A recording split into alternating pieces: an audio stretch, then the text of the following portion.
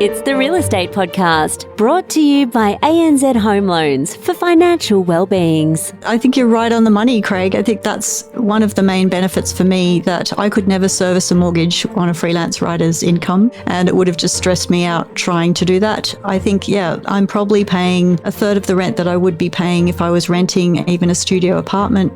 In the Northern New South Wales, rents here are really crazy. Some of them are comparable to capital cities now, and even a room in a share house. I saw one advertised the other day. It was like $400 for just a room in a house, which is crazy a week. And that is Louise in Northern New South Wales. And we'll get back to that conversation in just a moment. Well, it is on again. Welcome back to the Real Estate Breakfast. Another Friday. Yes, once again, heading towards another weekend.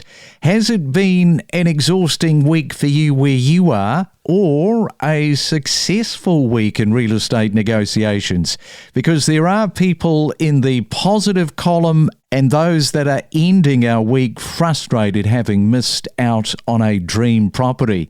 But more often than not, the one that you actually end up buying, you say to yourself, wow, look at that. Glad that we missed out on that other property that we were crying over.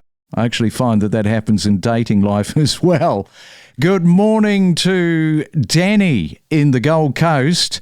Thanks, Danny, for writing in. You say, I'm a 17-year-old living on the Gold Coast, and for the past 3 years, I've worked part-time in all kinds of different jobs, saving every dollar for my first property. My parents have an awesome deal. They match everything that I save to help me buy this unit. I still have a great social life, but I don't spend any money on it. I'm lucky to live near the beach and walking tracks, etc. Everything is close. I'm probably not your typical 17-year-old, you say. Even social media, I keep it to a minimal. I listen every morning to the great guests that you have on the show, which helps me inform myself overall on the real estate market. Even my parents are listening. Well, nice to have you with us, Danny. Keeping the social media to a minimum, especially as a 17-year-old, is a great idea. You can go on to the Instagram, you see all of your friends, people living their best life.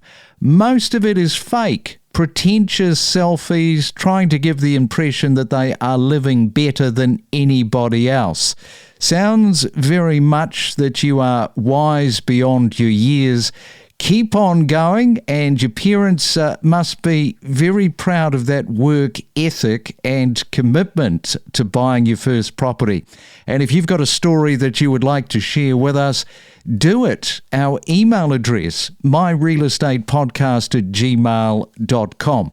As I mentioned, it is a Friday, June the 27th, and we are heading back to Louise, and she is living the tiny home life. Good morning, Louise. Welcome back to the Real Estate Breakfast. Morning, Craig. Thank you for having me back. And you're in Northern New South Wales. You're in quite a scenic part of the country, aren't you? Yeah, it's a beautiful part of the country. And I think tiny house living actually works well here because it's a subtropical climate. I have lots of windows for cross ventilation, and it doesn't get too cold in the winter. So it's ideal, really. And there's also lots of space. So that's, I guess, one of the things you have to think about when you're going to live in a tiny house is where are you going to park your house? Yes, indeed. Now, as a 17-year-old, were you working part-time jobs like Danny there on the Gold Coast to save up for your first property? I don't think I was. I think actually I was probably either finishing school or just about to start uni, and I would have been living with my parents. I think I lived with them until I was about 23.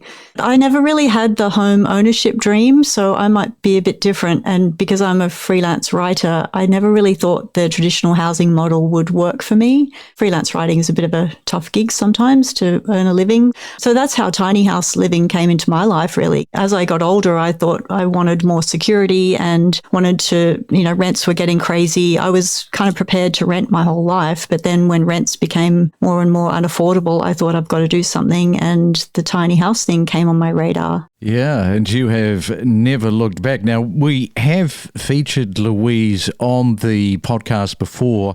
She gave a breakdown about how she built it, so you can always go back into the library to find those podcasts. I thought what we would do this morning, Louise, is perhaps get you to talk about the top 5 things to consider before, making this leap into a tiny home.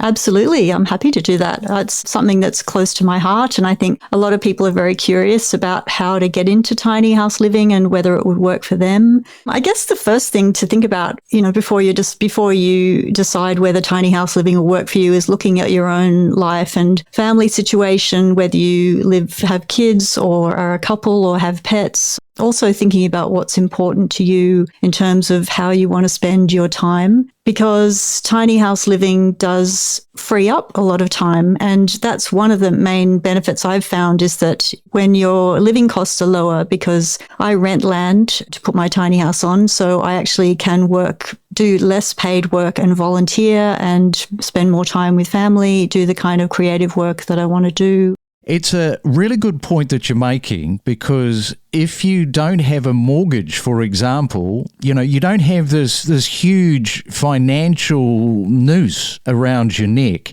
What you're saying is very relevant. You can take less work, spend less time working because you don't have all of that pressure. Is that fair to say? I think you're right on the money, Craig. I think that's one of the main benefits for me, that I could never service a mortgage on a freelance writer's income, and it would have just stressed me out trying to do that. I think, I'm probably paying maybe a third of the rent I'm paying for the land where I park my tiny house, a third of the rent that I would be paying if I was renting even a studio apartment. In the Northern New South Wales, rents here are really crazy. Some of them are comparable to capital cities now, and even a room in a share house. I saw one advertised the other day. It was like $400 for just a room in a house, which is crazy a week. So, so without a mortgage, you're definitely freer, and also you have less rent. So that really does free you up a lot.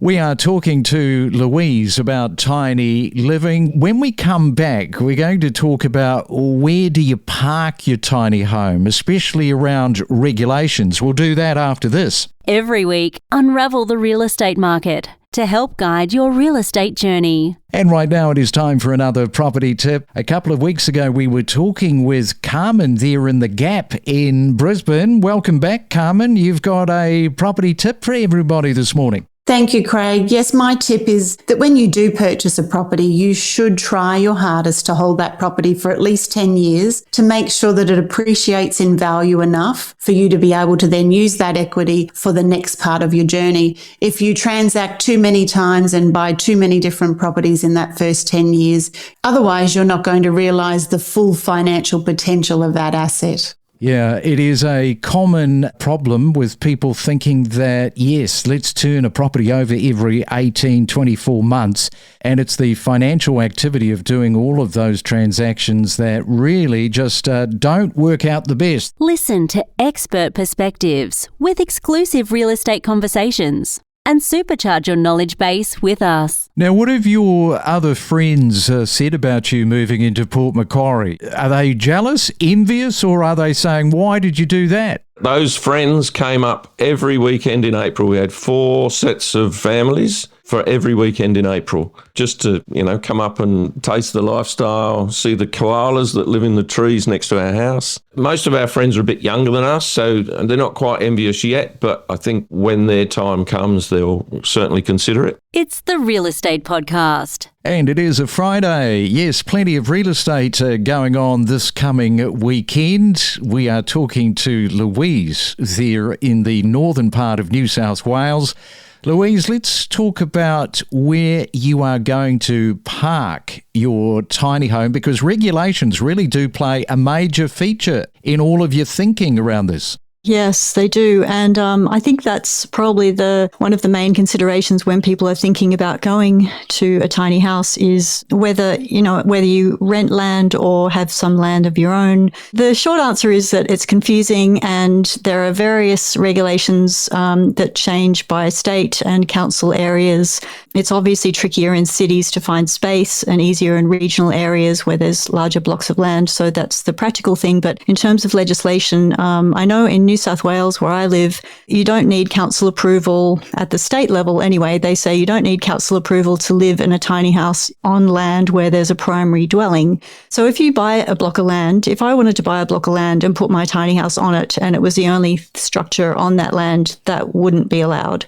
Yeah, so I have to, at the moment, I'm renting land from some friends, and they have a house on the land. They live here as well. So it's very confusing, and it really does need to be tidied up. I mean, there's a lot of council areas who are forging ahead, and, we're in a housing crisis. We need to make it easier for people like me to live in small dwellings and maximise land use. And perhaps you could just talk around whether or not you should have your tiny home on wheels or not on wheels. That's a good one to discuss this morning, because I think there's always a little bit of maybe confusion with regard to that and regulations. Yeah, well, the Australian Tiny House Association classifies tiny homes as movable dwellings for permanent residential use, usually under 50 square metres. But yeah, you don't have to have it on wheels.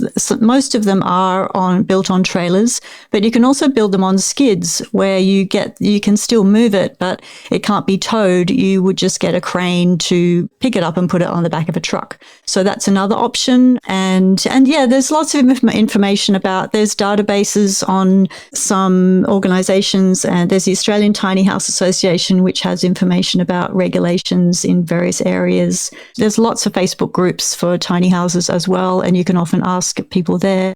Yeah, so there's a lot of information. Of course, other things to think about is water access and storage. You've got your power options, you've got your sewerage and your waste options to figure out, and also transport logistics. Well, we'll wrap it up there, Louise. Just before we go, you did write a book, so give that a bit of a plug. Go on. Yeah, I wrote a book about the building my tiny house and the whole emotional roller coaster that was. It was an amazing adventure. The book's called Tiny, a memoir about love, letting go, and a very small house. It's available in all good bookstores and online bookstores, and as an audio book as well as an ebook. So yeah, thank you very much.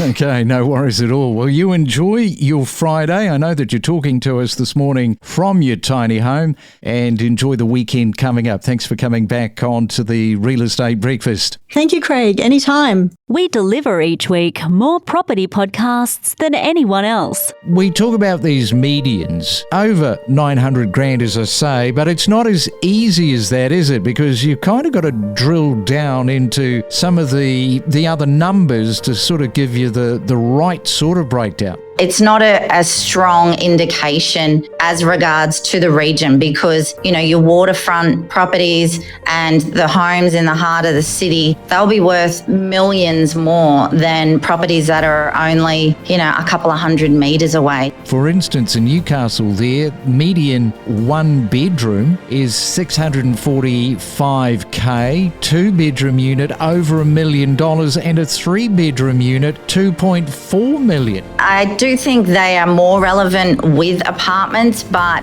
does it face west? Does it face northeast? Do you have ocean views, harbour views, privacy? All of those factors really do make a difference. We connect you to the best real estate information across Australia. The Real Estate Podcast.